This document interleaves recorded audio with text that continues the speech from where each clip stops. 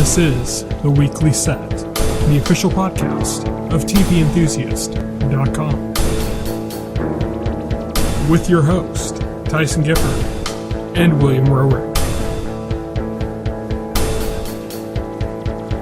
Episode 137, recorded December 7th, 2017. Hello, everybody, and welcome to The Weekly Set, the official podcast of TVEnthusiast.com. I am your host, the editor-in-chief of TV Enthusiast. My name is Tyson, and joining me today, as always, is my partner in crime here at TVE, William Rowick. Hello. So, today we are going to begin our discussion of The Punisher. We're going to be talking about the first 5 episodes of Marvel's The Punisher, and then we are going to continue our discussion of Mr. Robot, talking about the 9th episode of Season 3, the penultimate of the season. And then we'll talk about what's coming up in the week ahead. But let's get started just right away with The Punisher.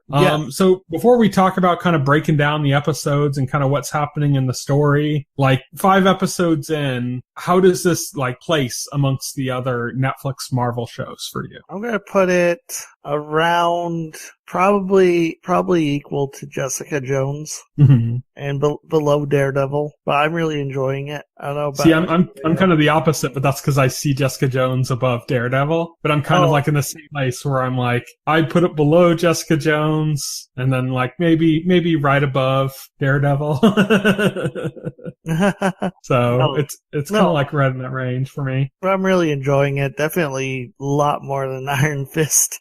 Or Luke Cage, for that matter, yeah. Or Defenders. I think most of it has to do with John Bernthal and just like his performance. I think he is so perfect in the role. Like he's so great. He is freaking awesome. And I don't think it's so much the writing as just his performance is like so good. Yeah, some of the writing's a little bit ham-fisted, actually, I think. Yeah, exactly. But I still like it a lot.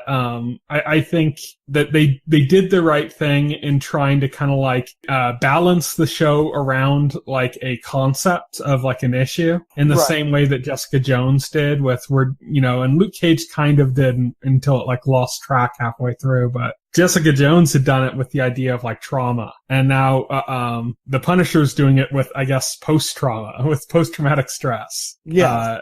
And like how that affects the people coming home from the military. And so they've kind of like, they have the Punisher, they have the comic book story, they have all that stuff, but it's all like tightly wrapped around this like an ensemble story about PTSD. Right, yeah, exactly. It's all wrapped around that theme. And because it's not just, Frank Castle's bouts with PTSD. No. It's like we're seeing it from different angles of other people in the services, in the different armed services, people in the Navy and in the Army, whereas like Frank's a Marine and fellow Marines as well. And you're kind of seeing like how it's affected these different people, in these different branches of our military, instead of just focusing on Frank Castle's personal PTSD. Right, exactly. And the story centers around, Frank Castle's unit was like adopted into like this special unit and overseen by like a CIA agent. Overseen by a CIA agent, and they were doing illegal things. They were doing bad things. They murdered an innocent man. They didn't know this. The soldiers themselves didn't know the full scale of the illegality of what they were doing. No, they weren't. They didn't know. They thought they were doing kind of like gray area type stuff, like illegal acts, but for the good. That's kind of what they thought they were in. But the CIA agent was using them to like move drugs and do things like that. Right, exactly. Against their knowledge. So, the first episode of the series, 3 a.m., begins with Frank kind of finishing up his work from Daredevil season 2. Right. Like it's basically like we saw at the end of Daredevil season 2 that he had, come across this weapons cache and had kind of found all the information he needed on all of the different groups that were involved in the murder of his family. And so like like, basically it was like, oh, okay, so this is the setup. So now he's going to begin this mission and clear house. But that's kind of like just the very beginning of the first episode. He's been at this for a while, and it's showing him kind of taking people out. We see him take out like, some of that motorcycle gang that we'd seen in Daredevil season 2. And we see him take out a guy in a bathroom. It's like a lawyer for some of these, organized crime units that, were involved. And, so Frank Castle goes in. He just kind of like wipes them off the map, kills them all. And that's like he's basically finished his job by the time the credits have aired. Well, see, he gets a call from some guy named Micro, who turns out to be a former CIA analyst who basically he got a video of what happened. And he leaked it, and we saw that in Daredevil season 2. There was a CD that said Micro on it. Oh, that's right. And so that was the video that Micro sent to Frank. Yep. Information on some of the other people that were involved. And I mean, Frank's basically finished his mission from Daredevil season 2 before the thing's concluded. There's some lingering things like who's Micro and what's, like that kind of stuff, but he thinks he's finished. He burns his outfit, Well, like I said, he finds out he's not finished because Micro contacts him directly. Yes, this is later. This is in episode 2. Oh yeah, I know. Micro contacts him because Frank goes out of hiding after he saves a coworker of his, because now he's working in like demolition, and he's just kind of like acting like Lenny from Of Mice and Men. Just kind of everyone kind of thinks he's like retarded or something, and he's just quietly working through his grief by hammering away at walls and doing that. He doesn't want to be involved with anybody else, but a new coworker kind of gets involved in his life, kind of against his wishes, and then that guy gets sucked into the machinations of these other construction workers that are pulling off some crimes and some high profile crimes, like targeting some mafia related people. And as he gets pulled into that, and a crucial mistake occurs that basically puts everybody at risk because of this new guy, because his wallet falls out with his ID and he gets noticed. Because of that, his new friends and coworkers basically decide they're going to kill him. Right. And Frank ends up saving him, and for good measure, wipes out the mafia guys that are after him too. Oh yeah, totally. Well, he kills the guys. He kills everybody, basically. I believe when I was watching the episode, I tweeted out, "Let this be a lesson to you. Always give a half your sandwich to the crazy guy at work." Pretty much, yeah. Advice. That was like the best spent sandwich in history. Yeah, really. But because Frank drops all of these bodies to protect that one guy, that's when Micro calls him directly, because he notices him. Like, Frank's been off the radar, but dropping all of these bodies puts him right back on the radar for Micro. Micro is able to find him again, and he calls him while he is at a diner, minding his own business, thinking that, he's done with it all. Right. Gets a phone call from Micro, and this goes kind of the way you'd expect it to go with Frank, because Frank's paranoid, and he's not gonna some guy calls him up in like a shadowy way, offering some help and assistance, and of course Frank's action is like, okay, how do I figure out who this guy is, get leverage on him and stuff, instead of like, how do I join him? No, it's like, how do I secure my position of advantage over him before we start negotiations? Right, exactly. That's his mindset. That's where he goes to. And so that kind of kicks off where things are going with this. Frank ends up reaching out to Karen Page by pretending to be homeless, because he already looks the part. Pretty much.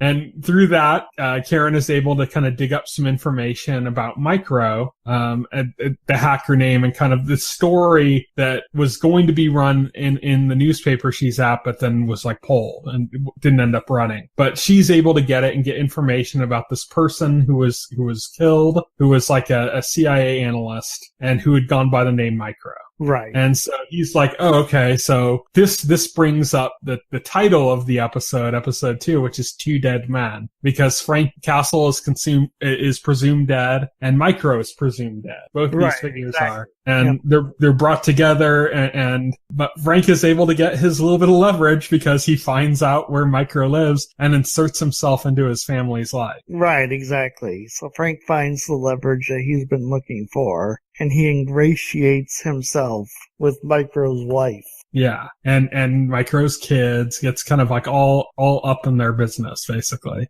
While this is happening, we're introduced to a new character named Dina, who is like she's a federal agent. They showed a few different badges. Like, it seemed like she was FBI at one point, but the first badge she showed was like Homeland Security. Yeah. So I think she's like a Homeland Security agent. She's just kind of a government agent of sorts. And she's looking for the people that killed this guy on this videotape. Right. And so she got kind of obsessed with that. Because of that, she got kind of pulled aside into this other thing, unknowing that she's going to be, obviously we know that this execution that she's worried about is directly related to Frank Castle and everything that's happened with Micro and all that. But she doesn't know that yet, that she's about to be like pulled deeper into her own investigation. Right. She has no idea. But she starts investigating some things about Frank Castle because she starts getting suspicions that he's still around. And she ends up interviewing Billy Russo, who is one of Frank's like former squad mates from the group that we had mentioned that was being used by the CIA operative. It was one of his friends there. It's a good-looking guy played by the brother-in-law from Westworld. Oh, okay. Yeah, that's right. That is him. The asshole brother-in-law that got kind of left stranded out in Westworld. So since he got stranded out in Westworld, he joined the Marines, was in a covert operation, and now he is running a private military group, a security contractor, I think is what it's called. So he's running a private army, basically. And so Dina gets involved, talks to him, has a little bit of a flirtation with him. He basically says, no, Frank's dead. If he was alive, like, I'd be happy because he was, I love Frank and he was part of my squad, but, he's dead. And that's pretty much it for episode 2. Going straight into episode 3, Kandahar, this is kind of where we start learning a little bit more about this mission under the CIA operative that Frank and Billy and the other members of his squad were involved in. And it's kind of happening alongside Frank interrogating Micro. So Frank is now found where Micro is. He set this trap basically in order to track him back to his place. Does so, finds out where Micro is hiding out, ties him up, and is like basically trying to get information out of him. But Micro, being a little tricky, has some kind of a fail-safe in his hideout that basically opens up the opportunity for Micro to get free. Right, exactly. So while that's happening, though, we're getting a bunch of flashbacks about Frank and Billy's time in Afghanistan, and where they're part of this assassination squad. It's led by the CIA agent we heard, who they call Agent Orange. And they execute the guy that, what's her name? That Dina was like looking for basically the event that she's looking into gets directly tied into what happened with Frank. This is where we see how that's all directly connected. Right. And in this, we see Agent Orange, and we see his hubris and how that plays with Frank. And it's not like, it's not a good mix, because Agent Orange is like, well, Frank is a soldier. He's also like one that does not tolerate shit. So, right, exactly.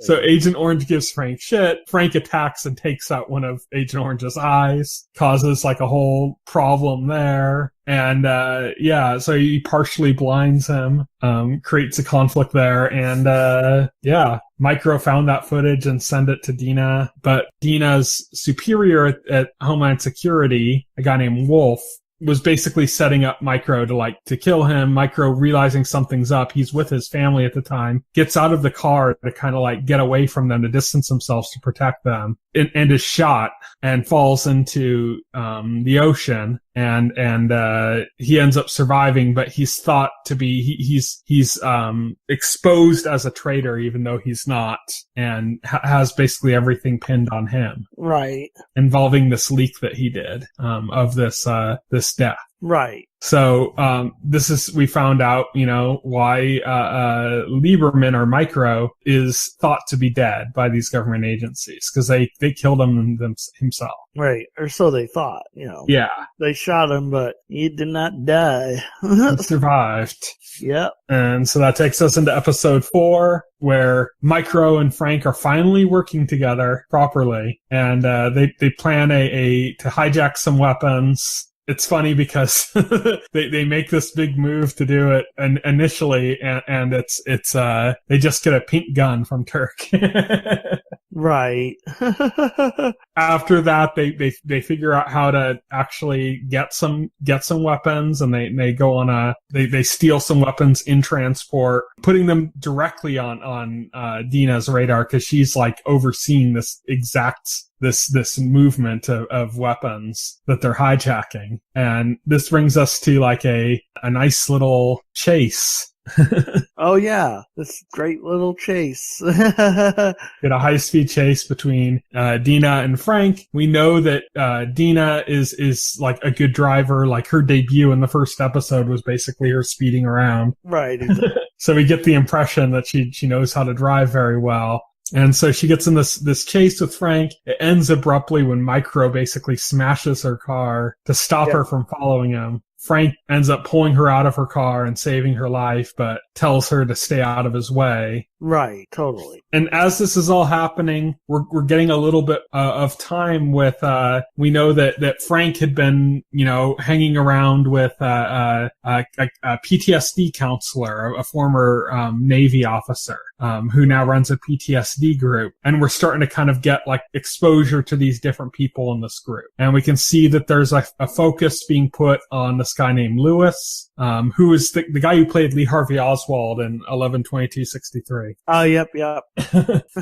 As this kind of young kid with PTSD that's really struggling. You also have this older guy that's in this group that's basically antagonistic to everybody, who's just a conspiracy nut. And so through this group, the leader of the PTSD group sets up Lewis with a chance to go to Anvil Security, which is the company that Billy Russo runs, which is important because we find out that Billy Russo has ties to this guy as well, not just Frank. Right, exactly. And Billy's kind of funding this group and keep paying to keep it open. And as such, they can get some recruits from the military that are in these groups, over into the private military groups like Anvil Security. Right. But Lewis is seems to be kind of excelling at in his kind of tryouts for Anvil Security. But that's kind of turned around because Russo learns from the PTSD group leader that Lewis is very troubled. He's got some serious issues and he's dangerous, and you don't want him involved in a situation like that, because if he snaps, it's going to be a big problem. And learning of this, Russo basically rejects Lewis. Yeah, it tells him to go away,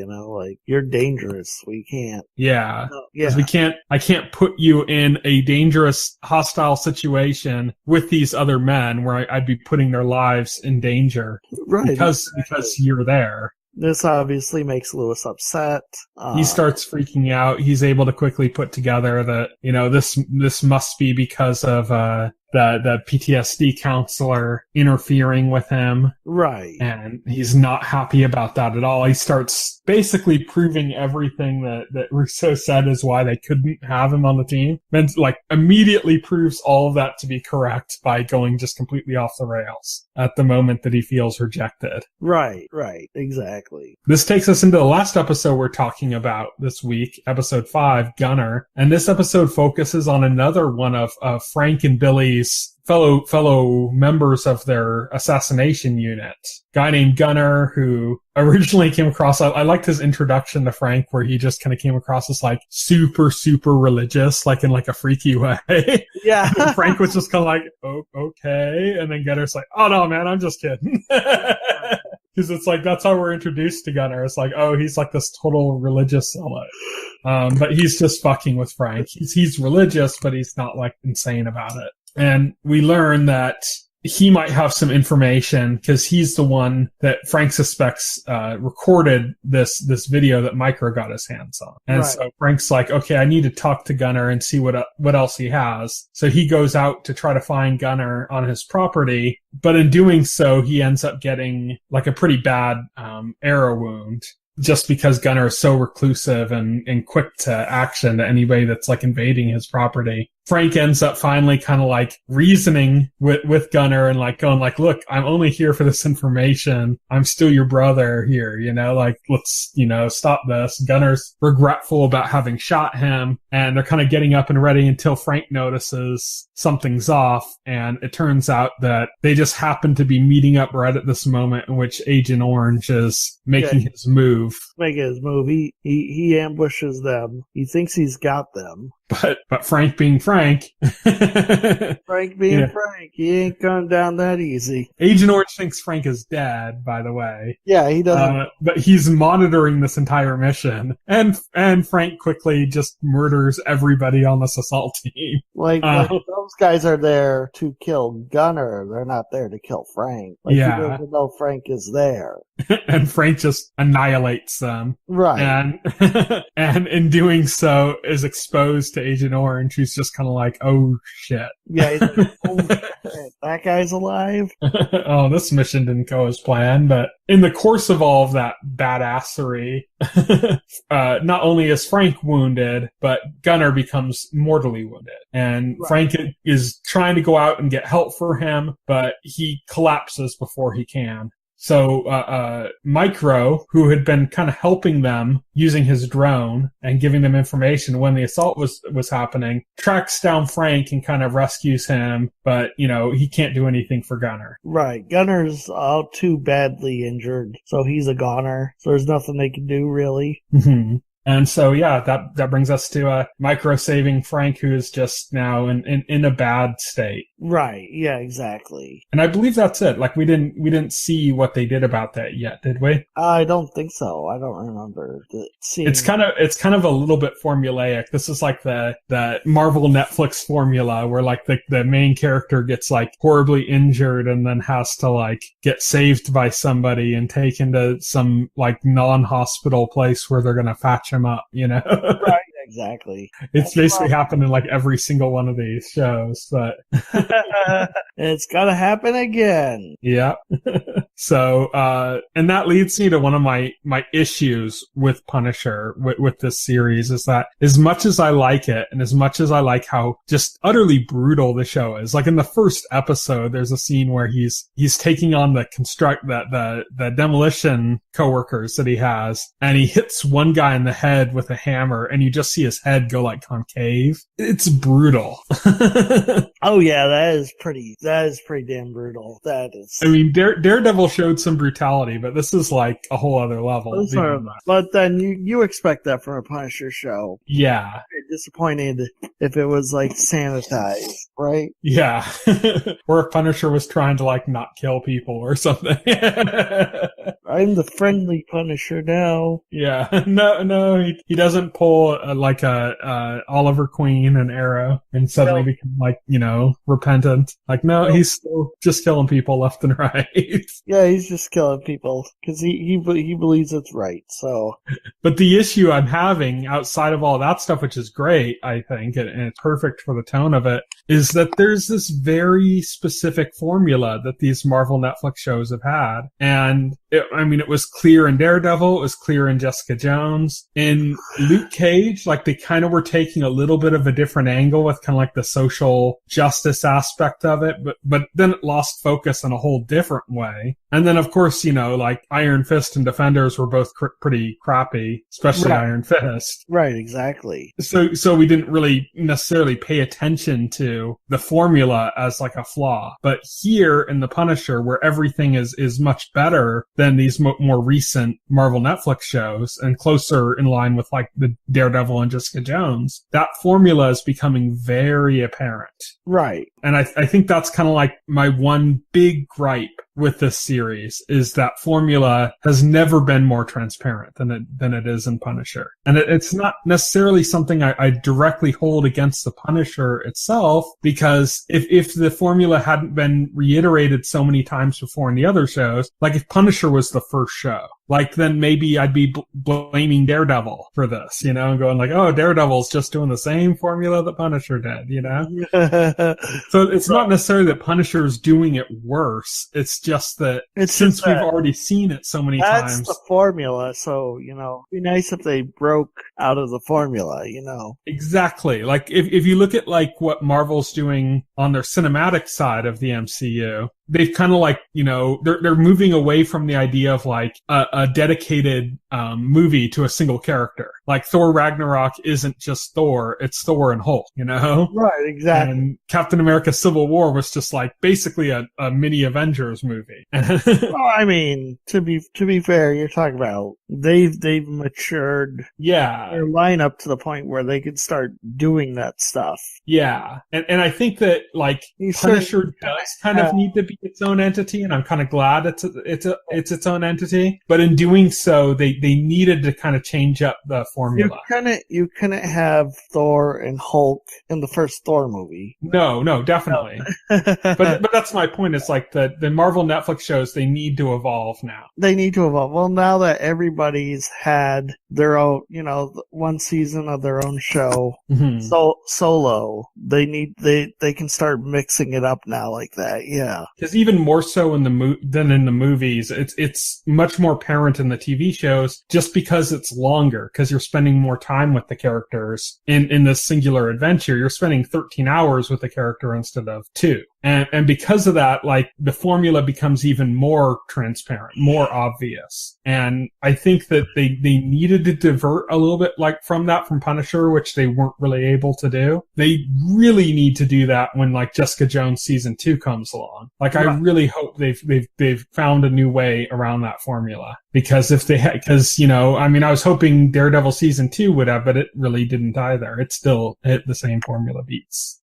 Right. But yeah, it's just like I said, this is my big gripe with the Punisher, and it's not even so much a complaint about the Punisher, but about just the format that's been applied to all of these movies or these shows, and now just as at its most obvious with the Punisher, just because we've seen it so many times before already. Right, exactly. I agree with you.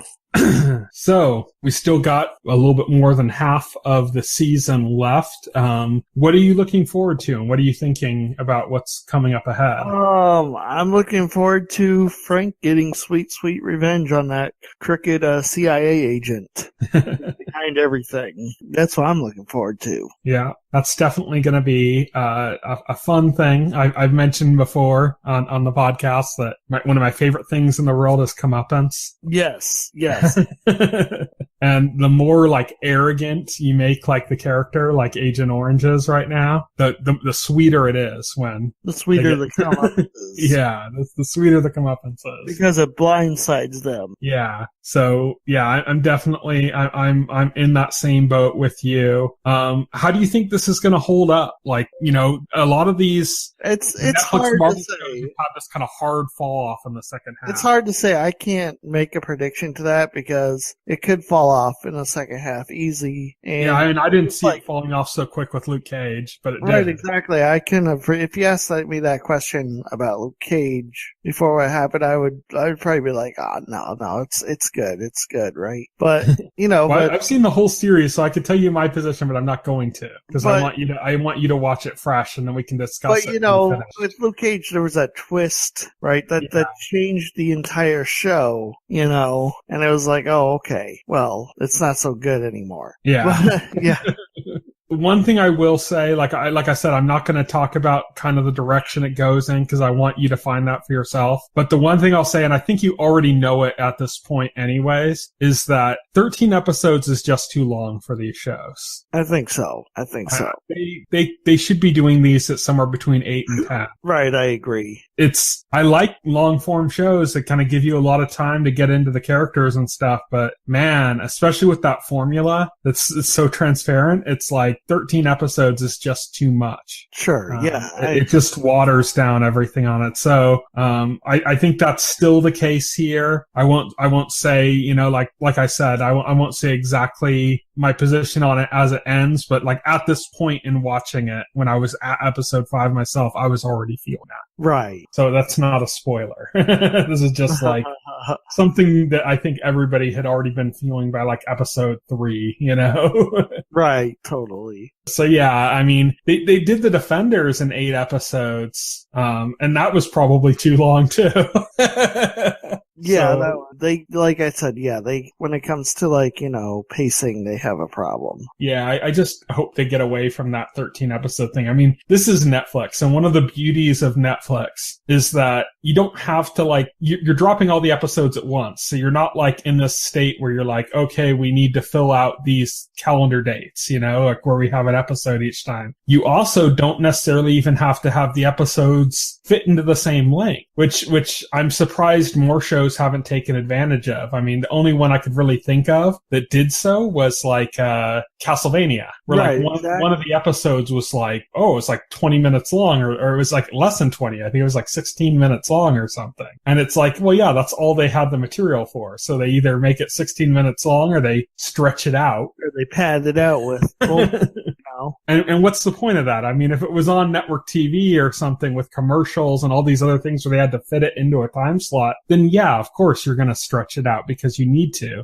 in order to meet your obligations so the network has stuff to air. But this is Netflix. Like, you don't have to do that. And I wish that more Netflix shows in general, not just the Marvel ones, would pay attention to that and go like, we don't have to have a set episode length. We don't have to have a set duration of each episode. Let's just do what needs to be done per episode and do the number of episodes we need to tell our story. Right. Totally. So I'm hoping that they can learn from that moving forward. Like, I really think Jessica Jones, now that we already know the characters and stuff, I think Jessica Jones would be really good at like an 8 episode for season 2. I don't know. I think it's another 13 episode scheduled season, and that's unfortunate. Yeah, I think it's 13 episodes. I'd be surprised if it wasn't. They need to move away from that though. I think 8 episodes would be perfect for Jessica Jones season 2. I think so, yeah. But I don't even know what season 2 is for that, so who knows? But that's it. Do you have anything else to say about the first 5 episodes of Punisher? Nope, I think we covered it all. Okay, so let's move on then, and let's talk about Mr. Robot EPS 3.8 Stage 3.torrent. Yes. So in this episode, we're kind of continuing on with what we've been talking about the last 2 weeks, which is this kind of turn for the show, like the kind of turn of dynamic where Dark Armies kind of becomes such a big, powerful force that, and such an antagonistic force that seems so unstoppable that's exactly why we need to see that this is the direction that they're going to stop them, Right. And the last episode was very much about tone. It was about that shift in tone and giving Elliot a reason to kind of pursue things. And this episode is kind of the first steps he takes to figure out what he can do to stop them. Right, exactly. This is Elliot. Elliot gets the email from what's her name? Just call her Elaine. Elliot gets Elaine's email, which details a way that they can stop the hack Because the one guy that was working for them in the first season, he ended up getting killed.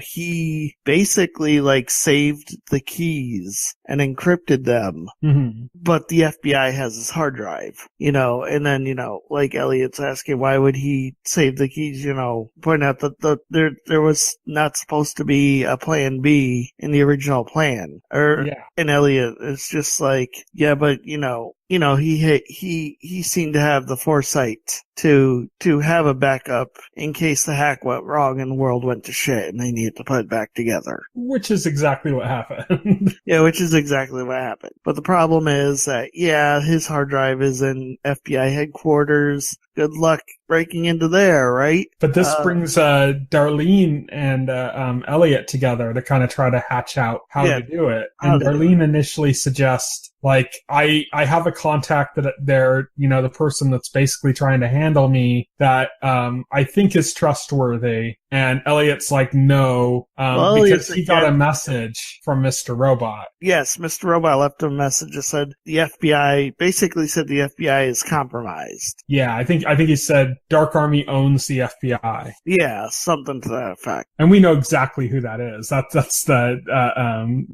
one agent's boss. Right. That we've seen before is heavily compromised and deeply involved in everything, including murdering a police officer himself in order to keep Tyrell under the Dark Army's control. Right. So we know this aspect of it. And we get these kind of little like quasi flashbacks or something because Elliot doesn't really know what happened when Mr. Robot took control and leave this message. This episode jumps around in time a bit to tell its story. So we start Mr. Robot episode that jumps around in time.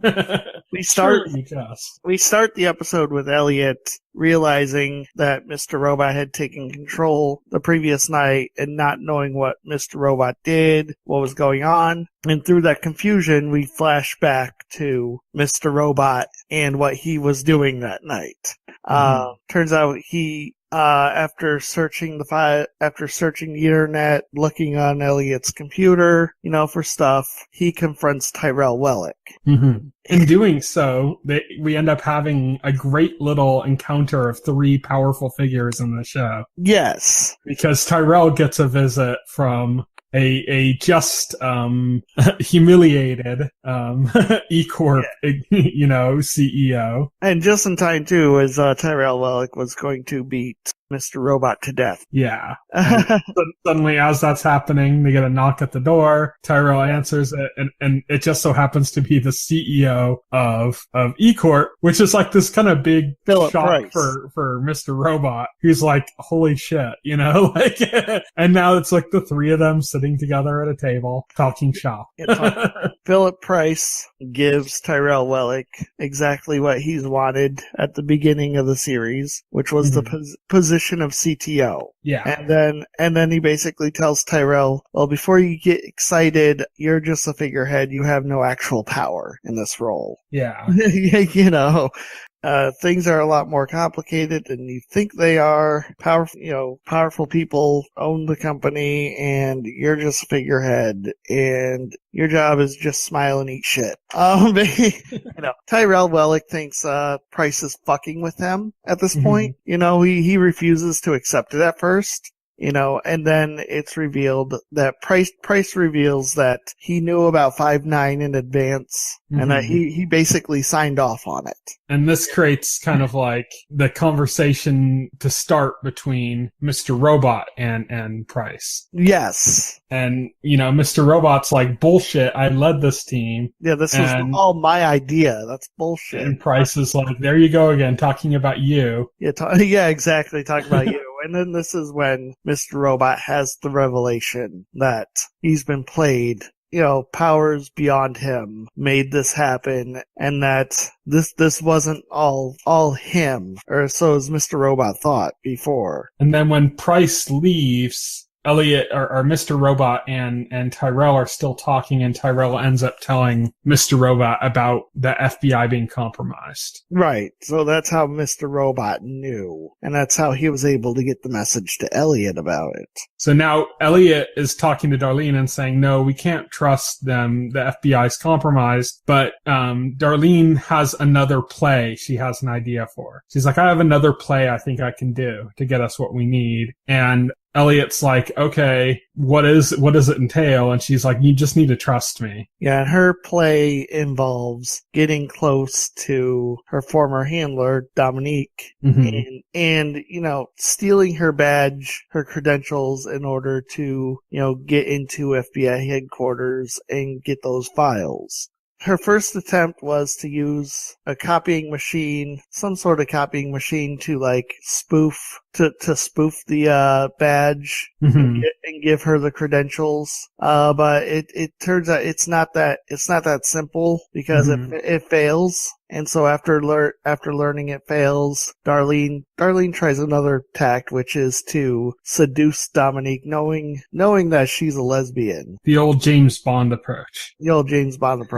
She decides to seduce Dominique to get close enough to her to get her badge. And it seems to be going well, but there's one kind of thing that Dom herself says that should have clued Darlene into how this might not work, and that's that Dom says that she can't sleep. Right. That she even takes a ton of melatonin and it does nothing. It does nothing. That should cue her in that even though she's gotten Dom drunk and she's kind of working covertly against Dom, it's like, well, Dom can't sleep, so she's going to notice. Basically, she gets Dom worked up. Then she realizes. Then the second opportunity slips her by because Dom takes her badge and her gun and locks it up in a safe before she gets down to business. Which Darlene kind of coyly says, "Oh, you should have kept the gun on." Way to be obvious. That's to your intention. But so Darlene has sex with Dominique, and once Darlene is convinced Dominique is passed out, she breaks into the safe and attempts to steal the badge, but of course Dominique isn't a heavy sleeper like you pointed out, so Dominique catches her in the act and drags her off to FBI headquarters. And where they're quickly joined by Agent Corrupty Butt. Yes, Agent Butt. In this, with this corrupt agent there and everything, Darlene basically lays out their plan and says, listen, I'll show you my plan's legit. You can bring your engineer in and I'll walk him through the whole thing. You can stand over my shoulder while I'm doing this, but this needs to be done. And if I do it, it'll give you guys a huge win. The problem is she's saying all this in front of the agent who is in the pocket of the Dark Army. Yeah. So we cut to that agent talking to Dom. Yep. And completely unwilling to give Dom anything. Right. Completely unwilling. Which is making Dom start to realize something's up. Yeah. Because she's like, wait a minute, there's no downside for you here. Why are you trying to stop us? Right. And then he's like, well, you slept with an asset. Think about how that's compromised. And she's like, no, I didn't break any rules. And she's like, no, she wasn't an asset anymore. We let her go. Yeah. She's also, I wasn't breaking any rules. So what's really going on here? And he's just kind of like, no, you. Yeah, pretty much. No, you. What? At this point, he's freaking out. He's freaking out, and he calls Irving to let Irving know that he may have been compromised, or that the situation, they're getting too close. While all that is happening, we have Elliot's side of the plan, which is that he's able to, so he thinks, secure a meetup with White Rose. He makes up this bullshit about, well, first he gets into a car that Irving is trying to sell, and he tells Irving to implement stage 3. And Irving's like, well, what the fuck is stage 3? And he's like, and Elliot with all this confidence says, you better start implementing it or White Rose won't be happy, you know? And he says he wants a meet with White Rose. He says he wants to meet with White Rose to discuss it. He doesn't, Elliot doesn't get a meet with White Rose. He gets a meet with White Rose's top lieutenant. Yeah, his assistant. And before that even happens, though, as Elliot's heading home, he encounters Angela. Oh, that's right. He encounters Angela. Angela is totally whacked out of her mind. She's like completely gone at this point. She's still talking about DeLoreans and time travel. Yeah, she's still talking about time travel. And Elliot's like, I don't understand what you're trying to say. Like this, we can't bring back our parents. What are you trying to say? Right. And she's just completely lost it. She's like, you're working against me, you know? I didn't see it before, but now I see it. You're working against me. So she's panicking, freaking out. While this is happening, they're heading back to Elliot's his apartment. Yes. And sitting in his apartment waiting for him is Mr. TV Fan. Mr. TV Fan. Yes. Who is there to facilitate the meeting Elliot requested. Mm-hmm. Elliot's quickly trying to get Angela to get out of there, but just the fact that this guy is here and he's kind of a little bit mysterious why he's there, and the fact that Elliot's freaking out just sends her further and further off the rails. She ends up kind of running out of there, panicking, talking about how she needs to contact White Rose and warn her that, something's gone wrong and that people are, conspiring against her and stuff. Just complete insane. Yeah, just complete insane. She's gone. It's sad. Yeah. And she's just a mess. She just looks it too. Her hair's all frizzed out. She looks like a crazy cat lady. She does. She's got freaking pajamas on or some shit. She does. We get a little callback to season 1 where we see her kind of walking on the streets and seeing the guy that gave her the fake CD last time. Yeah. The one that set up her boyfriend. I'm not buying her CD again. Yeah. And that's when she gets taken away, but that's a little bit later on. Before that, Elliot and Mr. TV Fan, they head off, and Elliot has his meeting with White Rose's assistant, and again, Elliot reiterates Plan 3, or Phase 3. And, White Rose's assistant said, no, when you pitched this to us, it was only 2 phases, and Elliot's quick on his thinking. Elliot's basically he's a good con man. He's a good con man. He's like, yeah, but when I pitched this, eCoin didn't exist. And now they have eCoin, and they're going to be able to survive because of eCoin. So now we need a Phase 3 to get rid of eCoin, is Elliot's basic argument. We start to realize something is up because they want access to Elliot's computer. Right. And so they're using it, and while they're gaining access to it, we notice that Elliot's kind of acting a little bit coy about his intentions. And what we end up finding out is that this whole Phase 3 is all just a diversion. Yeah, it's all diversion. It's all bullshit Elliot made up. He wanted them to access his computer. Yeah. He brought it there specifically because he knew they'd take it away from him. He's using his own computer as a honeypot, basically. Yeah, pretty much.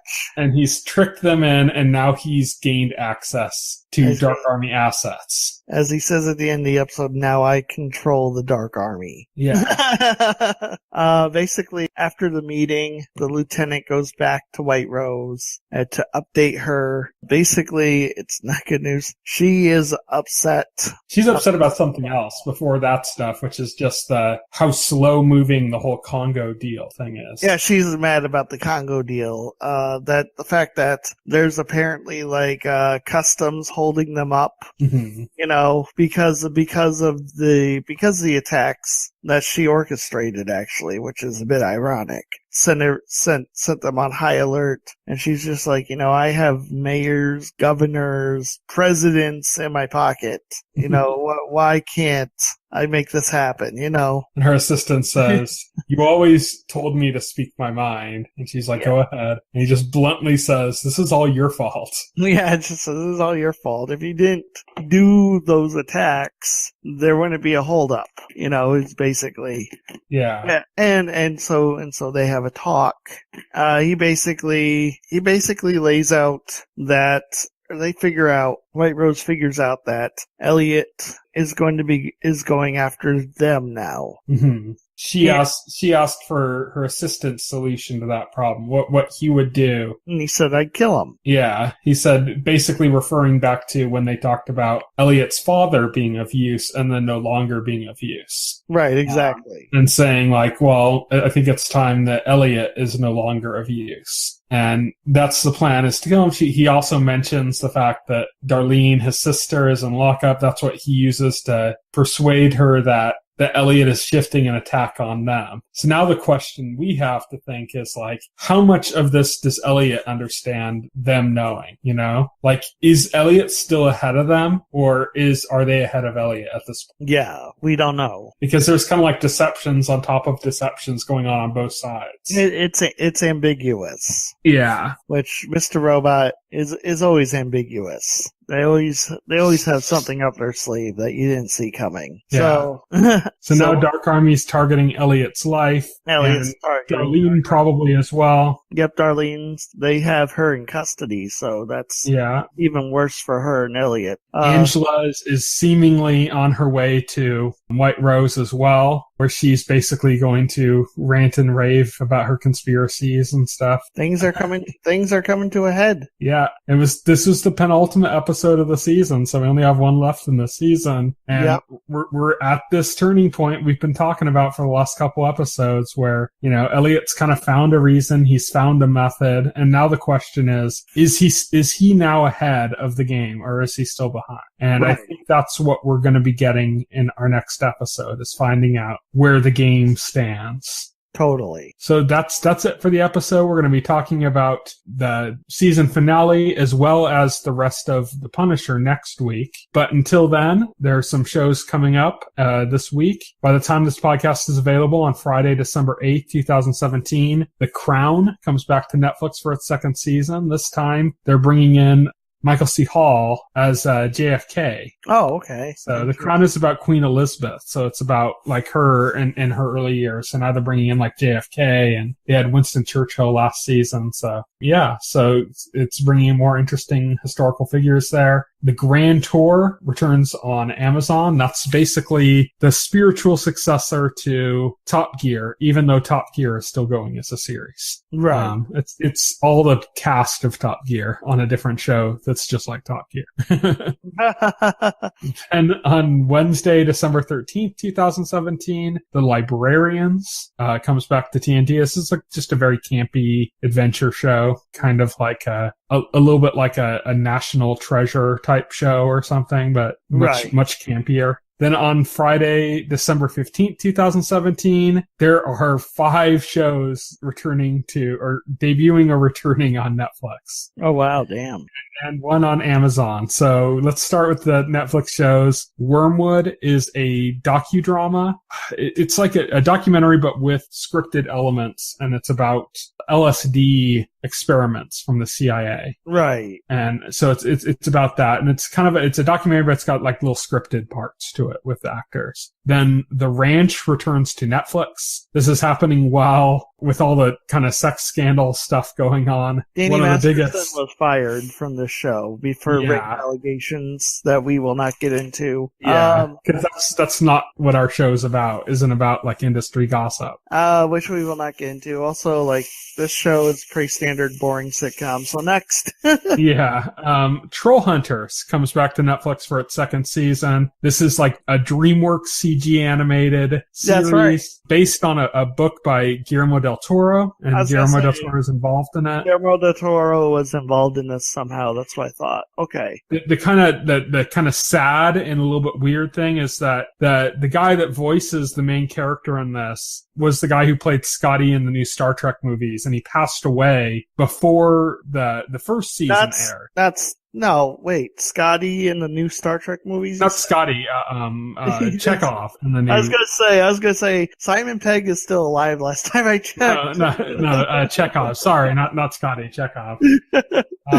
It's okay. But the actor who played him tragically died last year. Yeah. Before the season debuted, but after everything had already been, all his stuff had been recorded. So he's passed away. Apparently, they had a lot of his stuff for season 2 recorded as well. I don't know how they're navigating that. If they ended up having somebody else finish the lines, if they re-recorded his audio with a different actor. I just have no idea what they did with that. They haven't really addressed that. It's not something they really want to bring up since it's mostly geared towards children. Right. They don't want to really bring in like real life death into how they promote the series. But yeah, there's a second season for that coming. Interestingly enough, a little while ago, Netflix also announced that they're basically making an entire expanded universe for those series. Oh, okay. Where they're like Troll Hunters is about trolls, and they also are having a series about aliens and another one and they're all like kind of taking place in the same town, basically. Oh, okay. So they're making their own little extended universe with this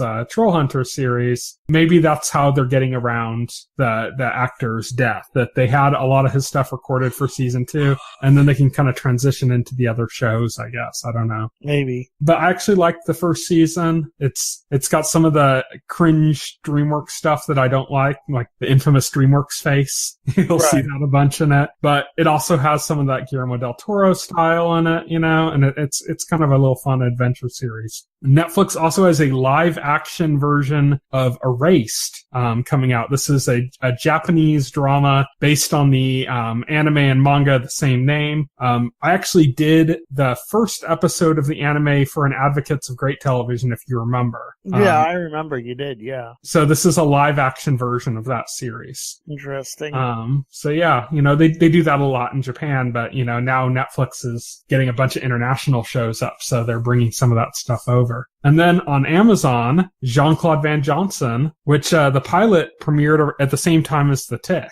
Oh, yep, I remember, yeah. The Tick we got a while ago, and we're getting the second part of The Tick in early next year. We hadn't heard anything from Jean-Claude Van Johnson for a while, and so now this is the full season that's going to come out. Nice. On Amazon. So that's it for what's coming up in the week ahead. Until then, you can reach me on Twitter. I'm at Tyson Gifford. You can reach Will. He is at Voxel Hero. You can check out our Facebook page and our YouTube channel, as well as our site, TVEnthusiast.com. You can subscribe to the podcast through any major podcast client like iTunes or Pocket Cast. And the entire backlog of our podcast is available on our YouTube channel, as well as some other content, so you can check that out. Also, recently I posted and have done my first update on our Winter TV preview, so you can check that out and kind of see what's coming up, not just in this month that we're already in, but also in January and February, and see what shows are coming up. So, until next week, thank you everybody for listening. Good night. Good night. If you would like to voice your opinion, send an email to theweeklyset@TVEnthusiast.com.